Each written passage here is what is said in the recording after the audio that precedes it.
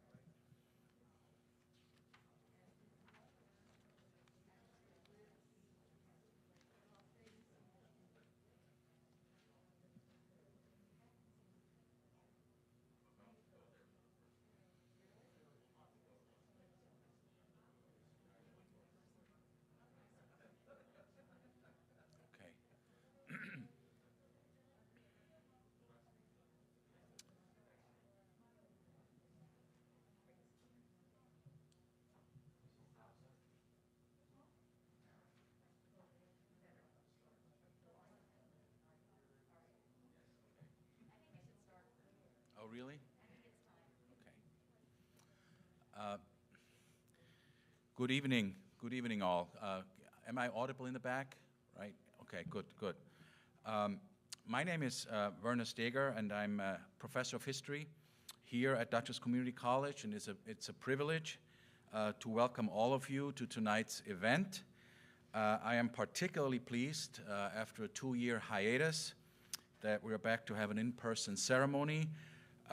We're not back to normal yet entirely, as the masks attest, but it's good to see all of you and many of you again in person. This event is also live streamed, and I want to welcome those who were not able to come and are watching on their computers or their various screens.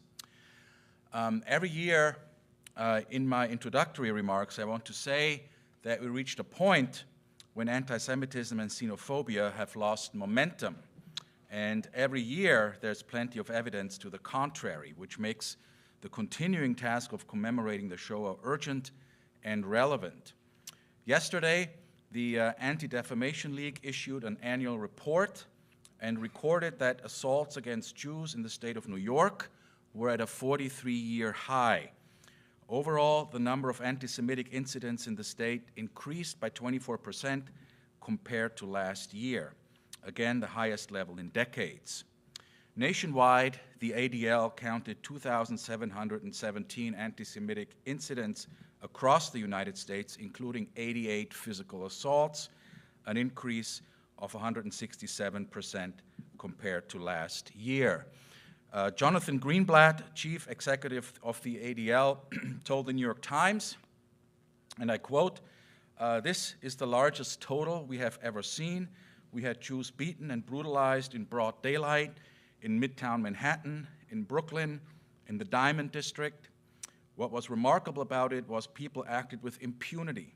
These were Jewish people wearing a kippah or who were visibly Orthodox being assaulted for being Jews, and this is brand new." End of quote. This is not trivial. Philip Gorevich, in his book on the Rwandan genocide, wrote that what distinguished genocide from ordinary or political violence is the intent. He writes, "The crime is wanting to make a people extinct. The idea is the crime." And there are people in the world, including the United States, who, under the right circumstances, would subscribe to that idea. So tonight's event is an important reminder what intolerance and xenophobia can lead if followed through to its perversely logical end. I would like to thank the Jewish Federation of Dutchess County and Dutchess Community College for organizing tonight's ceremony. Thanks goes to the Yom HaShoah Committee, which consisted of Rabbi Rennie Altman, Kent Devorah Gardner, Jeff Gross, Muriel Horowitz, Deborah McGarvey, Karen Hochhauser, Paula Reckes, and Pam and Michael Smith. A very special thank you goes to committee member Paula Reckes, who generously once again sponsored the reception in the Ritz Lounge following this event. This is just across the hallway. And of course, the children of the Gesher Hebrew School, who will once again participate in tonight's event. I also would like to extend a special welcome to Dr. Peter Jordan, who just came in. Can you identify yourself? So our still new president of Dutchess Community College, who is with us tonight, and thank him for his support. When I asked him whether we could do this year's event in the theater in person, he immediately agreed and thought that this would be the perfect occasion to resume public events in our theater auditorium. So thank you, Dr. Jordan. Special thanks and welcome to Bern and Shirley Handel, who, along with the Greenspan Trust, have supported the teaching of the Holocaust and genocide at DCC by generously endowing a chair in their name at the college. I believe they are watching now via live stream, so I'm just like waving at them. Holocaust and Heroism Remembrance Day, known colloquially in Israel and abroad as Yom HaShoah, starts tonight and lasts until sundown tomorrow. Yom HaShoah was inaugurated in 1953 as an official holiday in Israel, but has since been observed the world over. There is not a precise blueprint for the ceremony, though the lighting of the memorial candles and the recital of the Kaddish, the prayer for the departed, are the most common features. Yom HaShoah is always scheduled during the week following the end of the Passover holiday in remembrance of the Warsaw Ghetto Uprising, which took place during Passover in 1943. So on this day, we remember the victims, those who perished in the cataclysm of violence unleashed by the Nazis against Europe's Jews. We honor the survivors who bore witness and whose stories embody important lessons for future generations, and we remember heroism and resistance. But the Warsaw Ghetto Uprising also coincided with the so-called Bermuda Conference, when in 1943, high-ranking American and British officials met in Bermuda to discuss, quote-unquote, the refugee situation at a time when there were no more Jewish refugees, and the majority of Polish, Baltic, and Ukrainian Jews had already been murdered. So we should also remember indifference when nations and institutions turned their backs. I would like to call now on Rabbi Rennie Altman to come to the podium and to introduce the lighting of the memorial candles.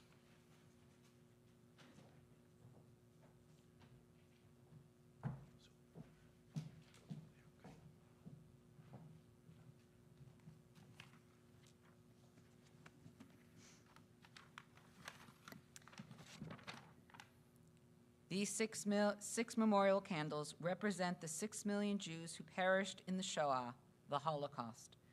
They are lit by their spouses or their descendants in their memory. As time goes on, the number of survivors dwindles. We are grateful for the precious time we have had with them, mourn their loss, and remember them. Each of the candle lighters will share for whom their candle is lit. The first candle will be lit by Kathy Boker. It's on. It should be on. This is in memory of my father, Dr. Paul Koltai, who survived Mauthausen, and my grandfather, Victor Kraus, who perished in Auschwitz.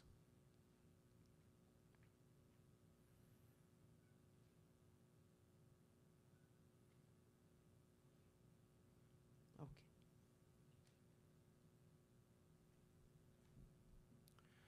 The second candle will be lit by Jeff Gross.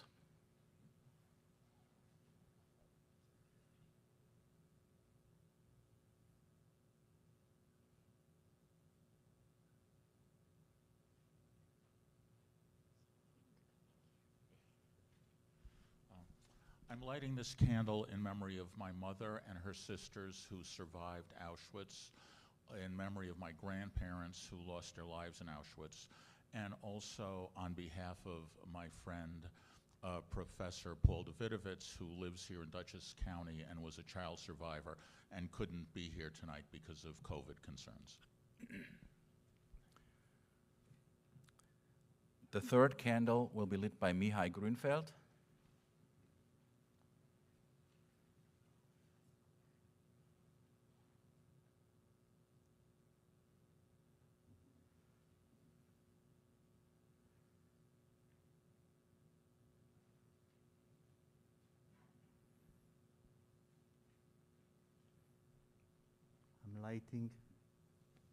I'm lighting this candle for my aunts, Ekaterina and Irina Roth, who perished in Auschwitz, and for my uncle, Moritz Grunfeld, who died somewhere in Lithuania or Latvia.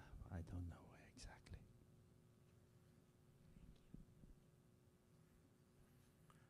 The fourth candle will be lit by Deborah Gersh McGarvey.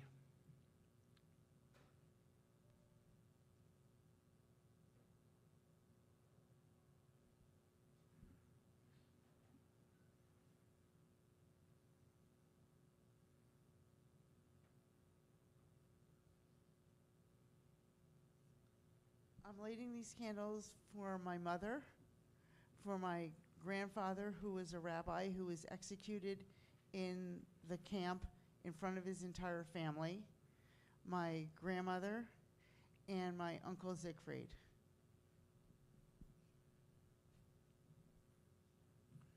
The fifth candle will be lit by Ralph Price.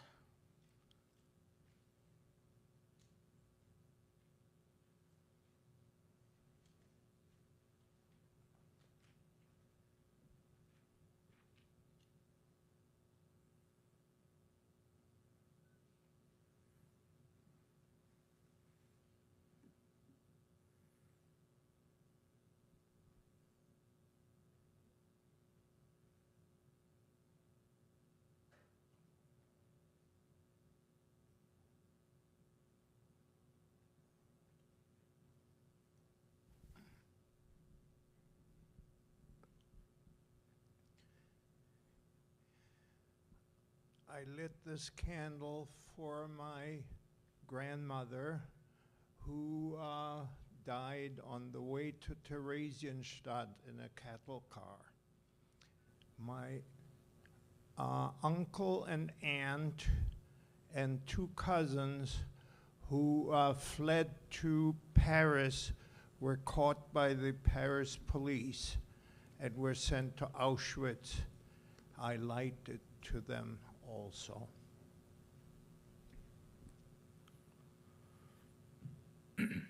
The sixth candle will be lit by Marlene Strauss.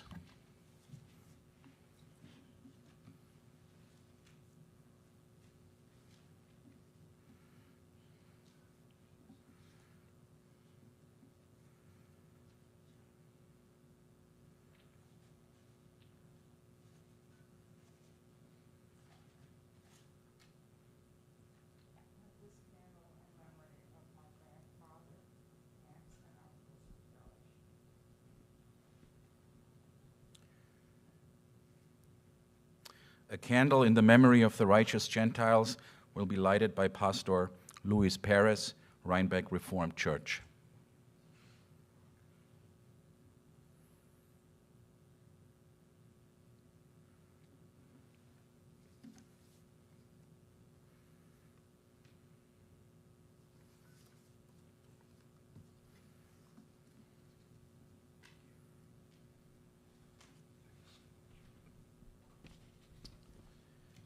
I light this candle in remembrance of the righteous Gentiles who place their own lives in danger for the sake of our personal persecuted and tortured Jewish brothers and sisters during the Holocaust.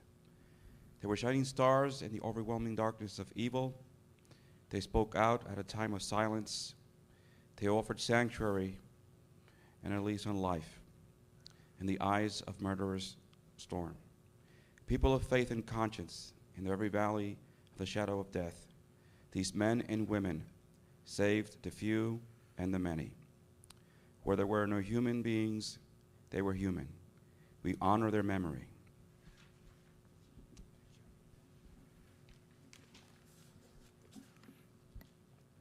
I would like to call on Cantor Devorah Gardner, Temple Beth El, for the musical selection Born to Remember, written by Sam Glaser.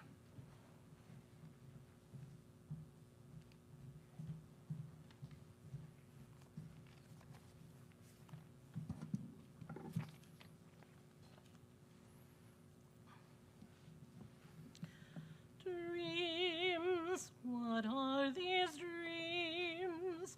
Why are these images returning every night? Who is breathing life into these photographs of faded black and white? Out of the depths of a darkness we can never hope to understand, somehow the voices still sing, we survive. We were born to remember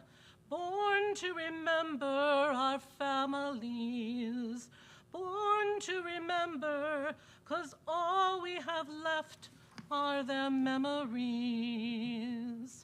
Mama, hold me close.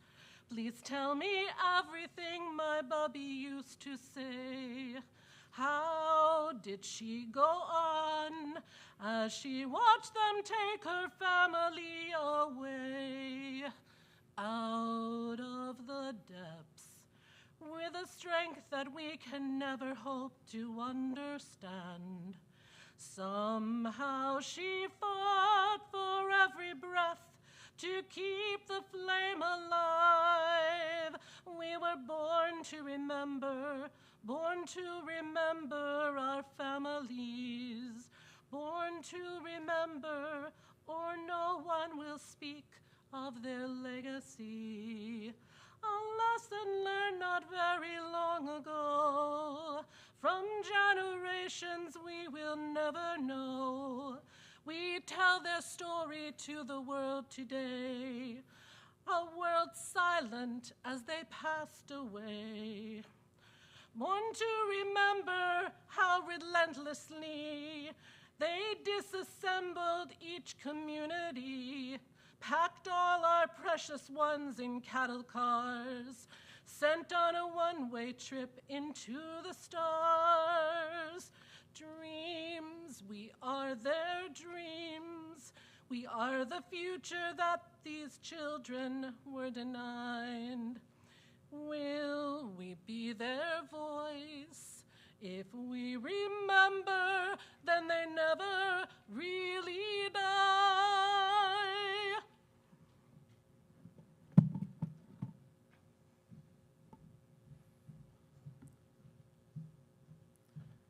I would like to call on Darren Friedland, who will read excerpts from Second Generation Survivors, written by Tara Silverberg.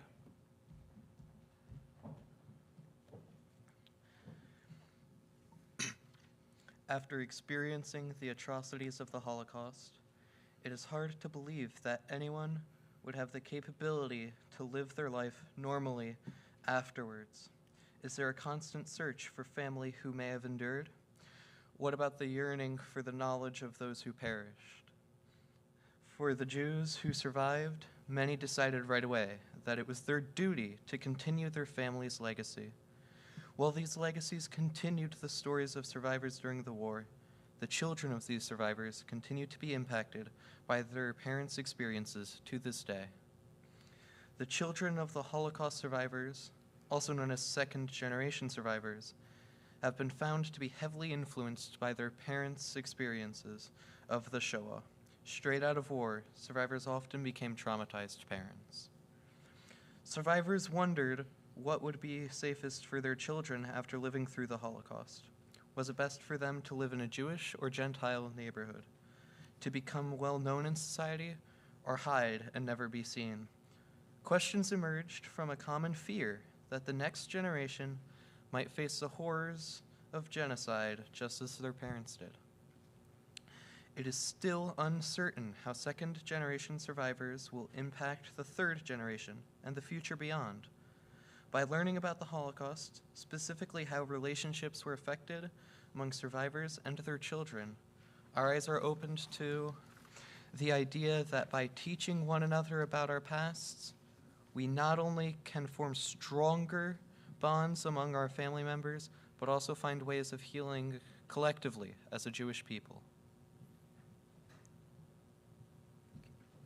Thank you. I'm going to call on Jack and Lily Guzikov, who will read an excerpt from England written by Michael Etkind.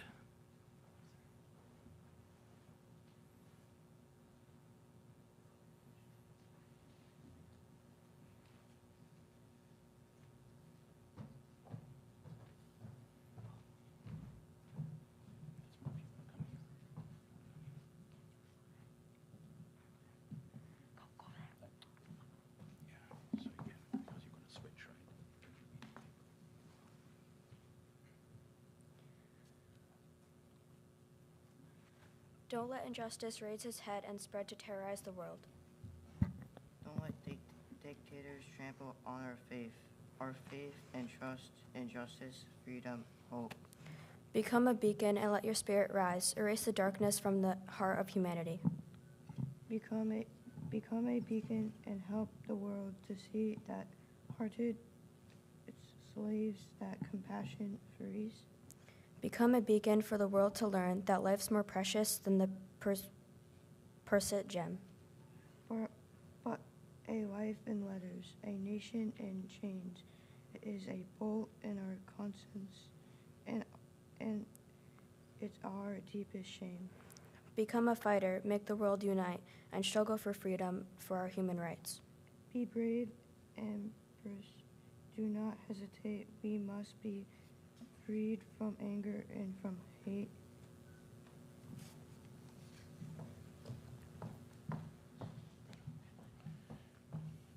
I'd like to call on Eva Parsons, who will read excerpts from Is Writing Poetry Barbaric After the Holocaust, written by Michael Birnbaum.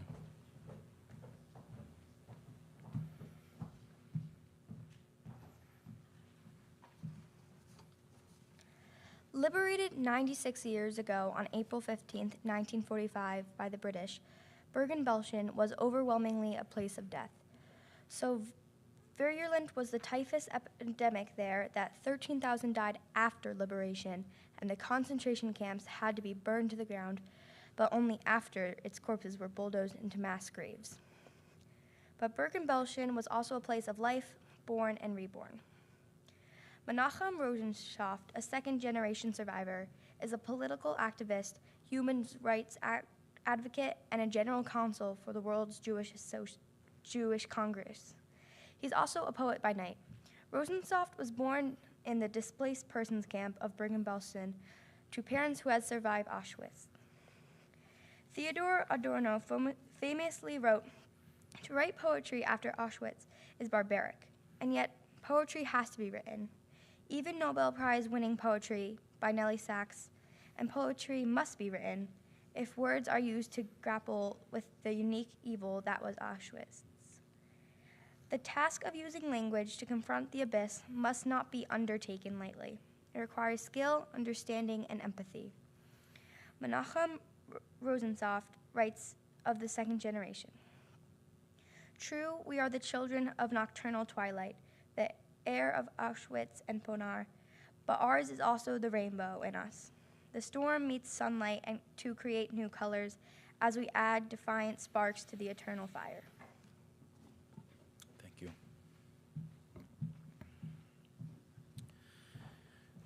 It is now my pleasure to introduce tonight's presenter and speaker, Dr. Mihai Grunfeld. Dr. Grunfeld, a native of Romania and son of Holocaust survivors, is currently professor of Hispanic Studies at Vassar College. His research and numerous publications focus on modern Latin American poetry, especially the avant-garde and the intersection between literature and the visual arts. In 2008, Dr. Grunfeld published Leaving Memories of Romania, recounting his childhood and adolescence as the son of Holocaust survivors. He just finished work on a novel called The Dressmaker's Son, as well as a translation into English of Inherited Words, a memoir by Romanian Holocaust survivor Rod Zoltan. So as not to interrupt the flow of the ceremony, if you have any questions for Dr. Grunfeld regarding his presentation, please ask them after the ceremony as we gather for the reception in the Ritz Lounge across the hall.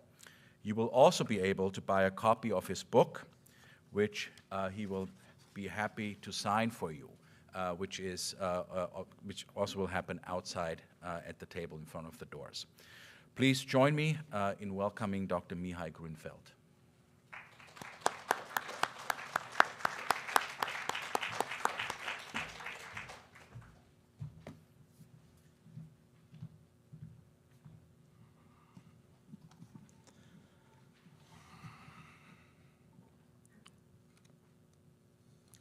Thank you very much for inviting me to offer this presentation. I'm honored and humbled and a little bit intimidated to be here with you. I'm the son of a man and a woman who were deported to Auschwitz in the summer of 1944. Father, Nathan Grunfeld, was deported with his wife, his 2 children, and his parents. Everyone was killed except him. He was liberated from Dachau by the American troops in April of 1945 and made it home to Cluj, Romania by August. 4 long months to get home, part of which he spent in a sanatorium in Germany, recovering from TB. Mother, Rosalia Grunfeld, was deported with her parents, 2 sisters, her brother, in June of 1944. Everybody and their parents, everybody except she and her brother Zoltan were killed. By that time, her husband, Moritz Grunfeld, had died in one of the many Jewish battalions that Hungary organized to fight along with Germans against the Russians. Mother was liberated from Auschwitz by the Russian troops in January of 1945.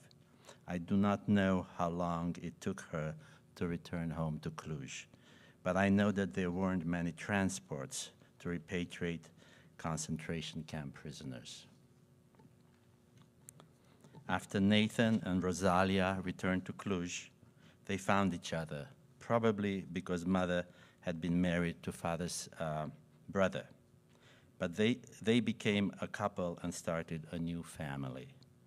My brother Anton was born in 1946, about a year and a bit after my parents returned.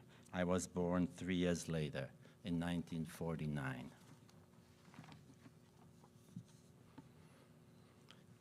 "15 years ago, I read Helen Epstein's book, Children of the Holocaust, Conversations with Sons and Daughters of Survivors, and discovered that there's a name for a person like me.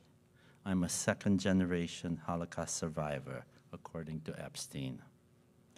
This seems to imply that I have a direct connection to the Holocaust, and what happened to my parents in the camps was somehow transmitted to me. Am I a child of the Holocaust? I don't know. Looking back through my life, what stands out is how indefinite and ambiguous my connection to the Shoah felt for a large part of my life, because my parents transmitted to me an avoidance at any cost of anything having to do with the Shoah. This is what they taught me intentionally. I'm sure they did not come to this decision easily, because in keeping me away from the Shoah, they were keeping me away from the most significant event in their past. In our home in Cluj, Romania, the Shoah was never spoken of, yet it was always present. I know that in some Jewish families, Holocaust surviving parents speak about their past all the time. In my family, silence was the expression of the same trauma. When I asked my parents about the Holocaust, my father told me that it was too painful to speak about it. He just could not go there. My mother was silent about this, consumed by her depression. Both signaled to my brother and me that we were not to ask questions about the camps, about losing their family, about living and working as slaves, about seeing everyone around them die. I could see the pain and the sadness in their eyes, the depression in their bodies. The last thing in the world I wanted was to create more pain. So I stopped asking. Today, I understand that what stopped them from speaking was the agony of remembering, but also the decision to save their children from the pain they had suffered. This was a conscious and understandable decision, not to inflict their pain onto the next generation. But when they closed that door, they also closed the entire book of their history. They also never spoke to me about their past before the Holocaust, about their parents, siblings, children, where they had lived, who they were. All their stories and my history disappeared down the deep, dark well of the Shoah. Everything was inaccessible to me, buried, erased. For a long time, I believed that my family started somewhere during the Holocaust. I knew that my 4 grandparents and a few aunts and uncles I had never known by name or even seen a photo had perished during that horrendous event, about which I knew almost nothing except the very abstract number of 6 million killed. My world, as I understood it, started somewhere there in the camps. My parents survived, returned home, started a new family, and had 2 children. This was the beginning of my world. There was nothing before that. Not only had I never heard my parents speak about their family, but they also kept silent about the meaning of being Jewish, about their traditions. I only remember celebrating the Passover once. I must have been around 10. I also remember that Mother lit the Shabbat candles for a few years, but I never understood why. Around 10, I vaguely remember being told by my mother that she and father were not married. That seemed strange. When I asked, she explained that she had been married to Moritz, to my father's brother, before the war. Moritz died, Mother said, and her last name remained Grunfeld from that first marriage. Both my parents were Grunfelds, even if they were not married. However, Mother never told me why exactly they didn't marry, though they lived together as a couple, had 2 children, and in fact remained together until their deaths.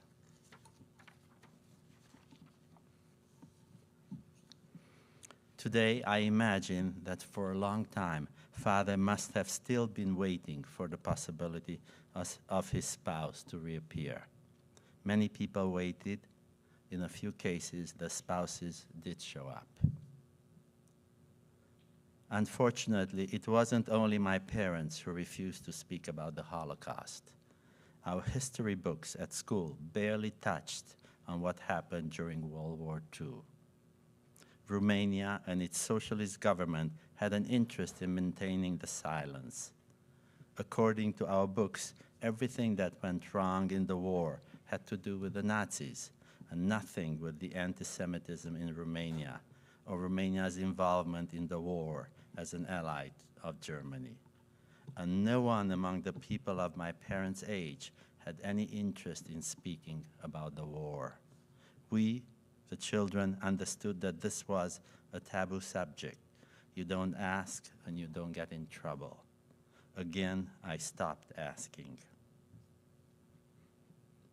Despite everything that happened to him, my father remained a believer. I don't understand how and why. But every Friday, he went to the synagogue, and every morning I saw him daven by the desk in our bedroom, in pajamas and with a fedora on his head, reading at high speed from an old, tatty prayer book. My mother lost her faith in God, but she continued lighting the Shabbat candles for some years. Father told me once that he himself couldn't just stop being a Jew after all that he had suffered. His life and suffering wouldn't make sense, he said. But father and mother decided together that my brother and I should not be Jewish. They didn't want us to know the suffering they had endured. The connection to Jewishness could be too costly. So, I was given a common Romanian name, Mihai, and a common Romanian middle name, Gheorghe. Neither would identify me with the Jewish faith. I was not circumcised. I did not have a bar mitzvah, and I was not taught Yiddish, even though both my parents spoke it when they did not want the children to understand them. They wanted me to just be a person, a human being. I didn't hear anything good about being Jewish. On the contrary, it was enough for me to look at my parents to understand the price of being a Jew. So I grew up hiding, feeling ashamed. I was a Jew for sure, but would only admit to it when I had no choice. Being Jewish was something personal, something that happened at home, behind drawn curtains, something that my friends didn't need to know about. At age 19, in 1968, my brother and I escaped from Romania and lived in several countries trying to find a new home. We worked hard, studied, and had a lot of luck. My brother became a medical doctor in Canada, and I a professor at a prestigious college in New York. You could say that we were successful. But for a long time, neither of us were interested in what it meant to be Jewish. I never became part of the Jewish community anywhere. I didn't much associate with Jews, didn't celebrate the holidays, and when the topic of the Holocaust came up, I would deflect immediately and speak about Hiroshima, about Pol Pot, about the Native Americans, or the African American experience in the US. There's nothing special about the Jews, I would say.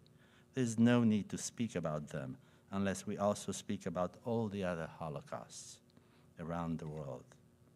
When I saw announcements about Yom HaShoah, I was not interested. What does it have to do with me? Why would I go? Why would I remember?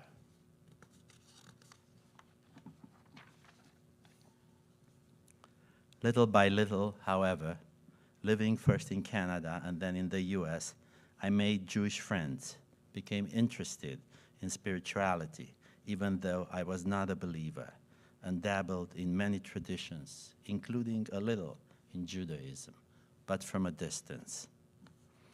Then, shortly after my 50th birthday, married with 2 children and a successful teaching career at Vassar College, I had a crisis.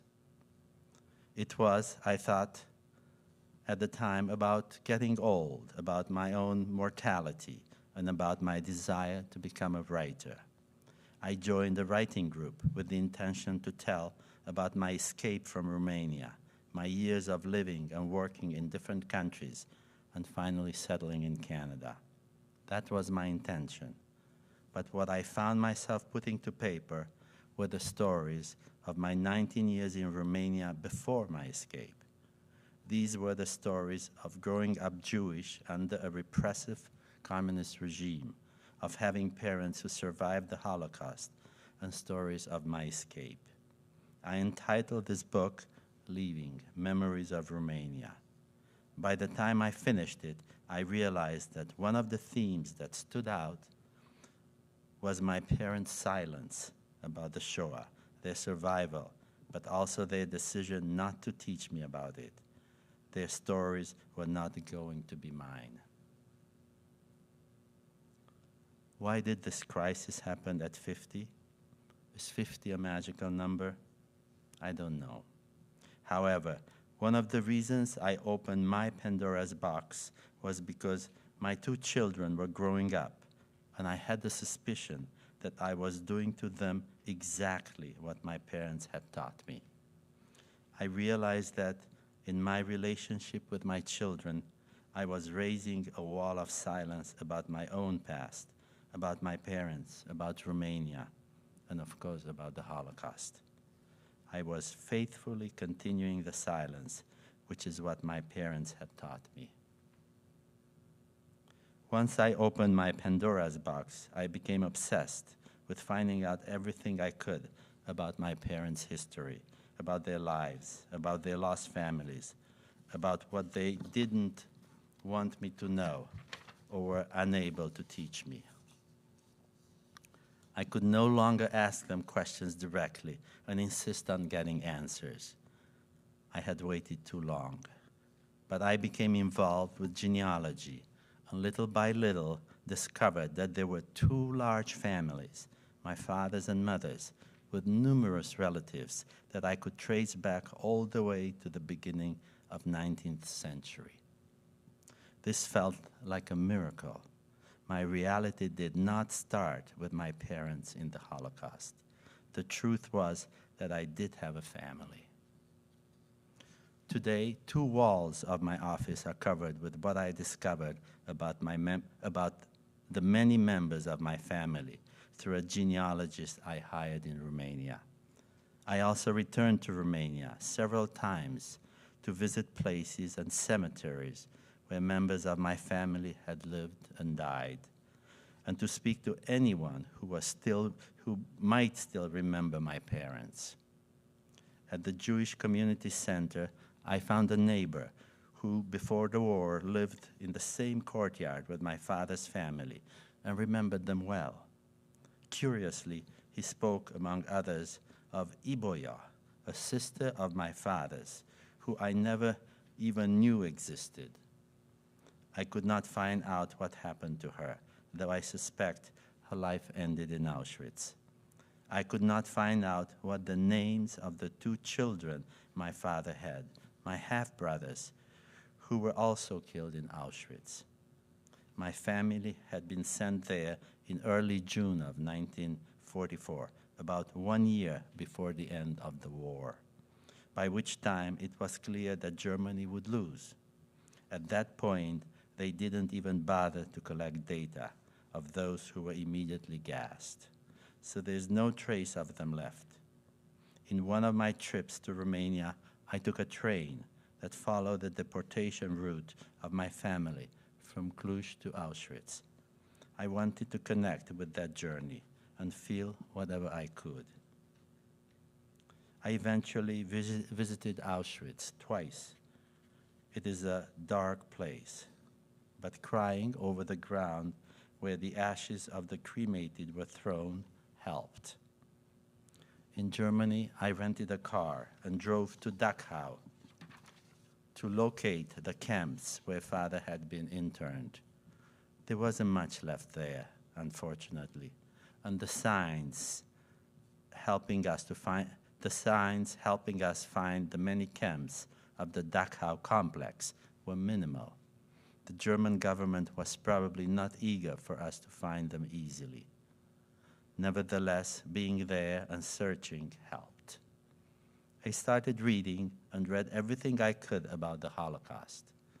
I saw and still see almost every movie that deals with it. I still feel it is my duty to know everything about it. It was an obsession, an addiction. I needed to see everything, and I needed to cry.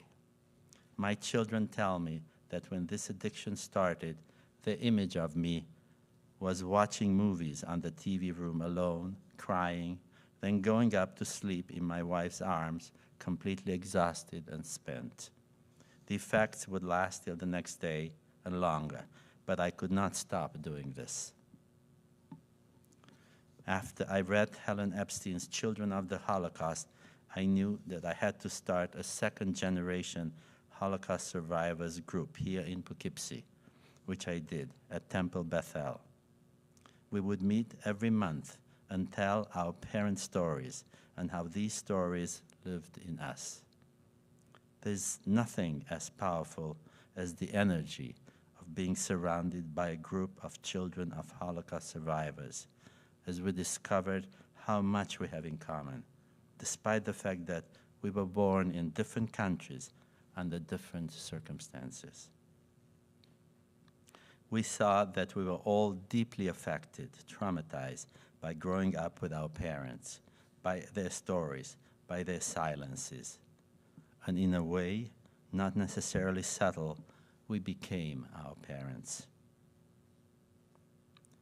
Even though my parents never spoke about the Holocaust, their pain and trauma were transmitted to their children, whether or not they wanted it.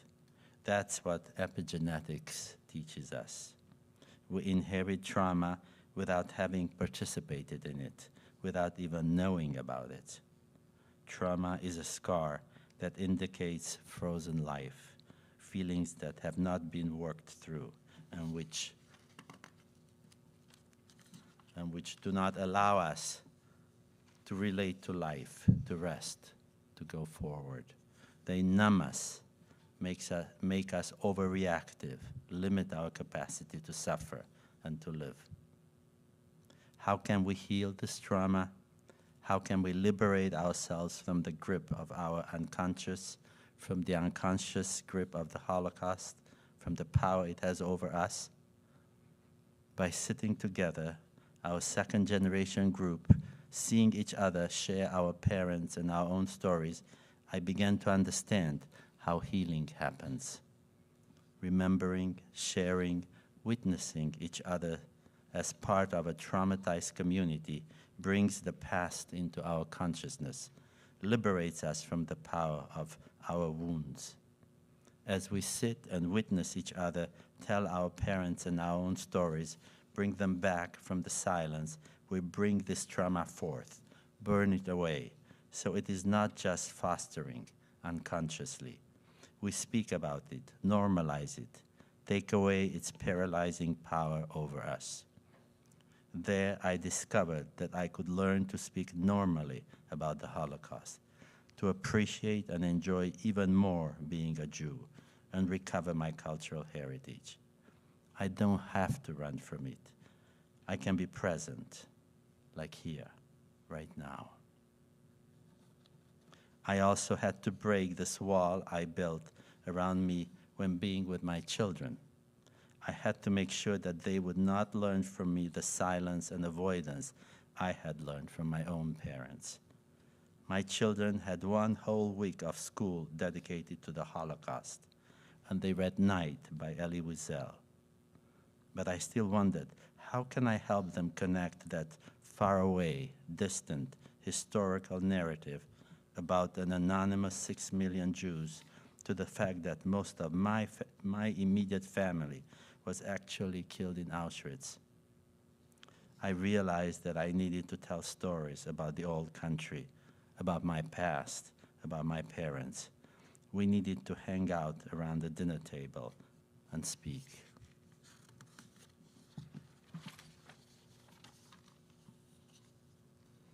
Of course, it's not easy to just bring up the Holocaust at dinner. Sometimes my children were not interested. When this process started for me, they just reached adolescence.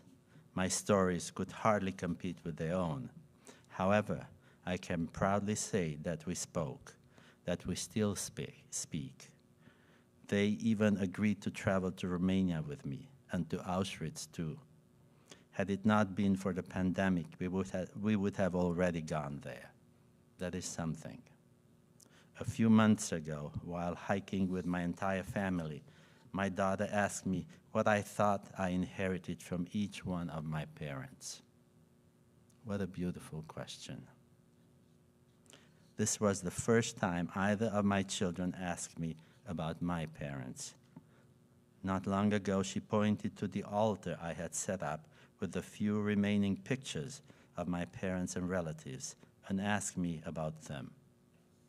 I felt surprised and grateful that she wanted to know about my parents, about her grandparents.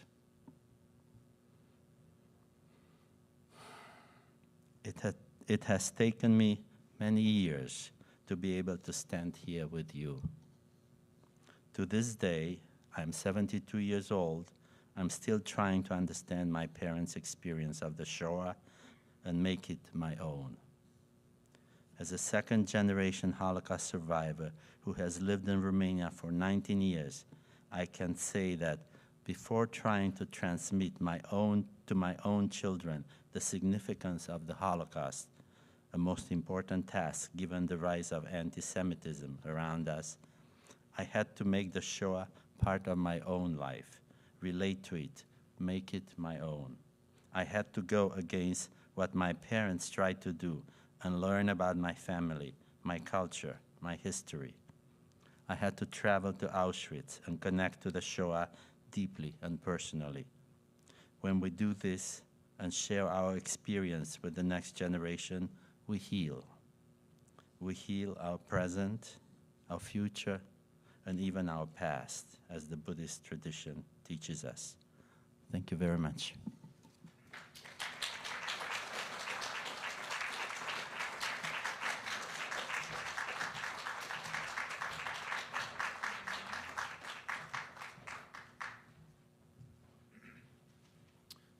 Thank you, Mihai. And as I mentioned, if you have questions or comments, Dr. Grunfeld is obviously available then after this event is over to discuss this. I'd like to call on Amalia Parsons, who will read excerpt from Second Generation, written by Yael Globerman and translated by Vivian Eden.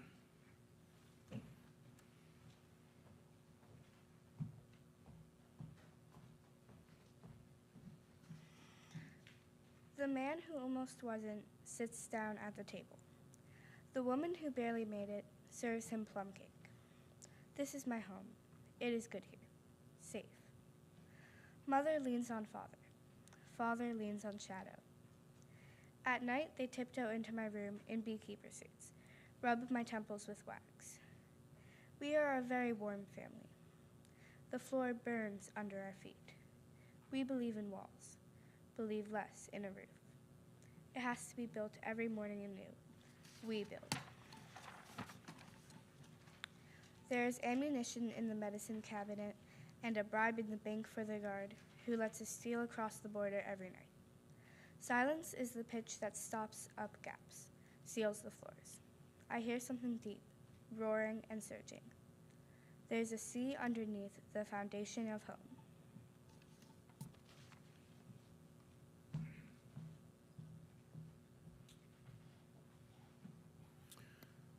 I'd like to call on Rabbi Shlomo Krasner, Congregation Shomrei Israel, for Yizkor.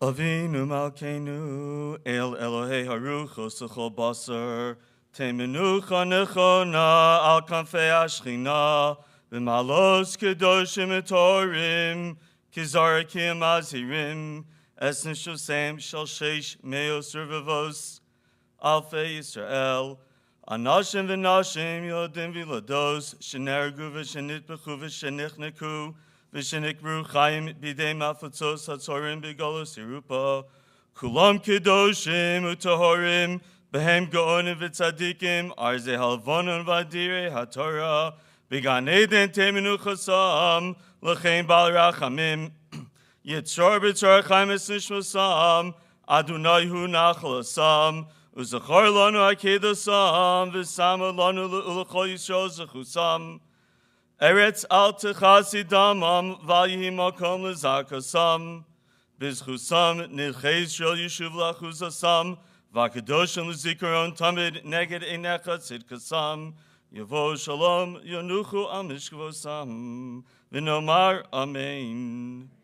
Avinu Malkeinu, power, God of the spirits of all flesh, give proper rest upon the wings of the divine presence, on the levels of the holy and pure ones who shine like the splendor of the firmament.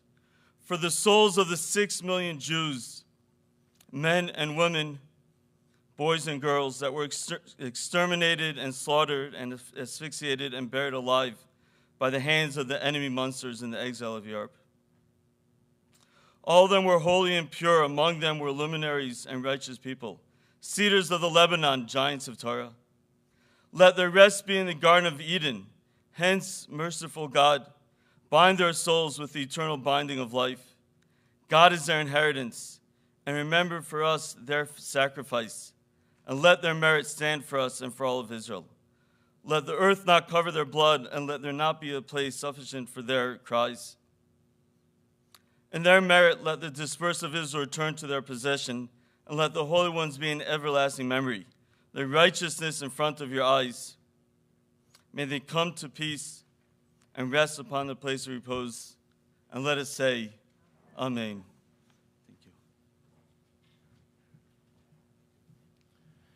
I'd like to call on Rabbi Miriam Hyman, Temple Beth El, for El Malay Rachamim. And Rabbi Rennie Altman. Sorry, my bad. Sorry.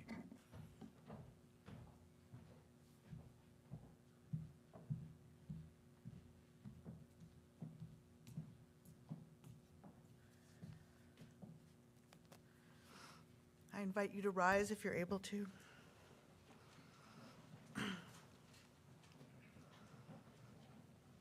El Malay Rachamim, Shochen Pamromim, Hamzim Nucha Nechona, Tachat Kanfei HaShechina, B'malot Kedoshim Utorim, Kezohar Harakia Mashirim, Et Nishmot Kol Achinu B'nei Yisrael, Anashim Nashim Vetav, Shenitbechu, Veshenechneku, Veshenisrefu, Veshenerku Bashoah, Began Eden Tehi Menuchatam, Ana Baal Harachamim, Hastirehim Beseter Kenafecha Leolamim,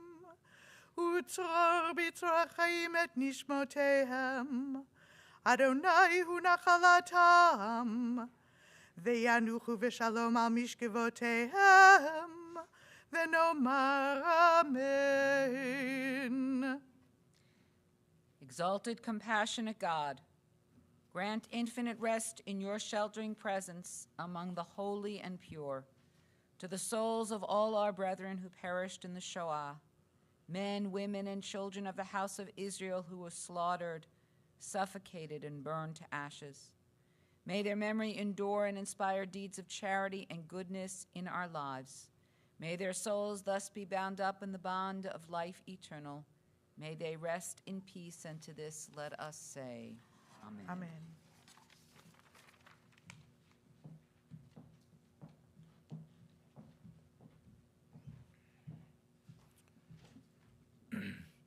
I'd like to call on Rabbi Michael Fessler, Temple Beth El, for the Kaddish of Remembrance.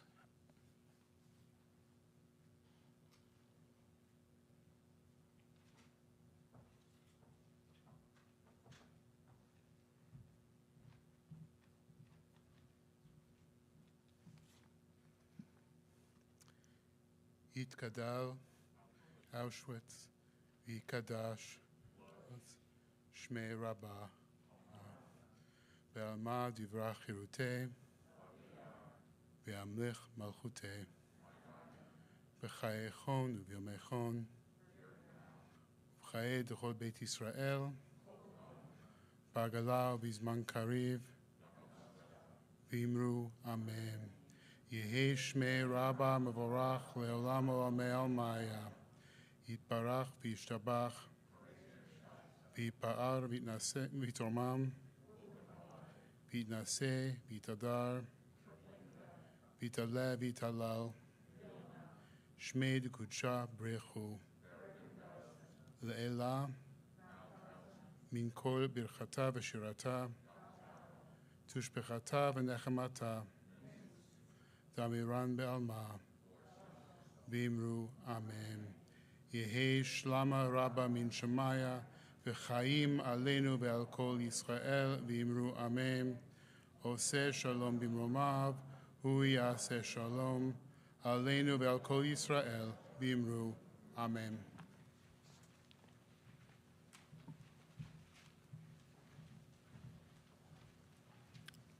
The legacy will be read by Ralph Price.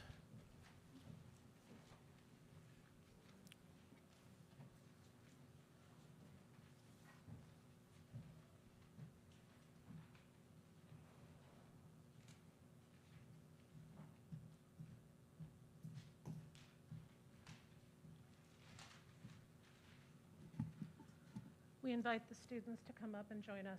They will help lead us in the acceptance when Mr. Price is finished. So if you would come up as well.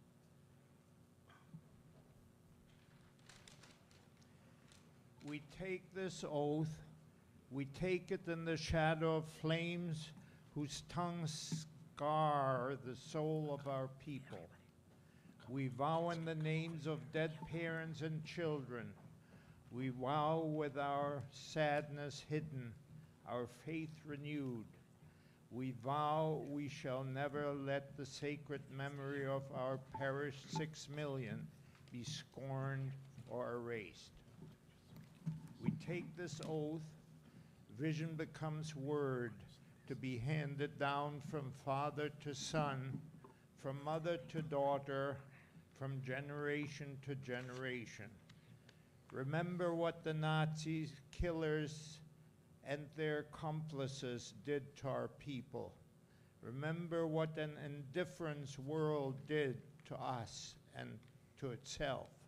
Remember the victims with pride and with sorrow. We shall also remember the miracle of the Jewish rebirth in the land of our ancestors, in the independent state of Israel. Here, pioneers and fighters return to our people the dignity and majesty of nationhood. To the end of our days, we shall remember all those who realized and raised their dream, our dream of redemption, to the loftiest heights. Also remember the deeds of the righteous Gentiles.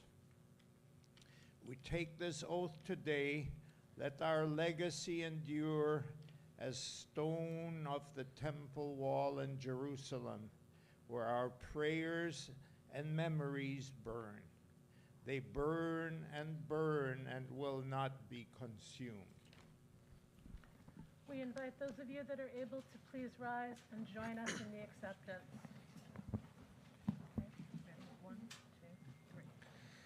We accept the obligation of the legacy. We are the generations born after the darkness. Through our parents' and grandparents' memories, words, and silence, we are linked to that true existence whose echoes permeate our consciousness. We dedicate this pledge to you, our families and friends who suffered and survived, to our grandparents, to all those who perished in flames, to our vanished brothers and sisters, more than 1 million Jewish children so brutally murdered, to all 6 million ones used spiritual and physical resistance, even in the camps and the ghettos, exemplifies our people's commitment to life. We pledge to remember. We shall teach our children to preserve forever the uprooted Jewish spirit which could not be destroyed. We shall tend to the world of the depths to which humanity can sink and the heights where it attained, even in hell itself. We shall fight anti-Semitism and all the forms of racial hatred by our dedication to freedom throughout the world. We affirm our commitment to the state of Israel and to the life in our homeland. We pledge ourselves to the one of the Jewish people. We are your children, we are here.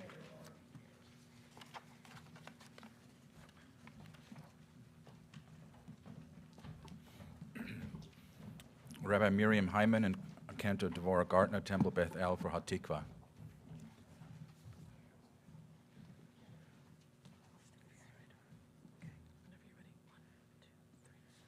Kol od balevav heima, nefesh Yehudi homia,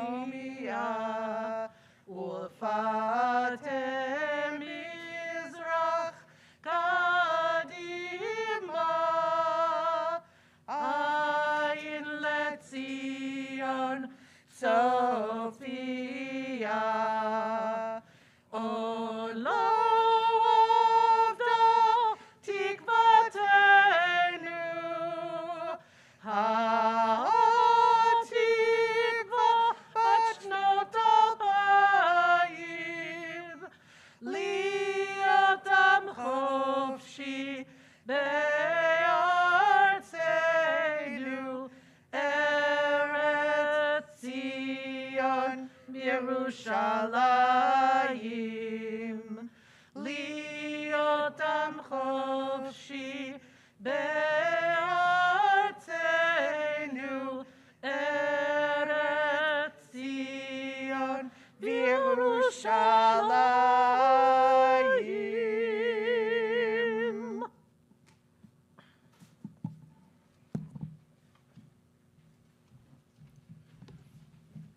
This concludes our 2022 Yom HaShoah Commemoration.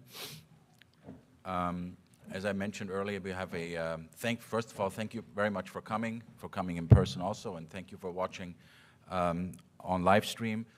For those who are here, we have the reception across the hall in the Ritz Lounge where you can purchase Dr. Grunfeld's book and continue a conversation with him. So we'll see you over there. Thank you very much for coming.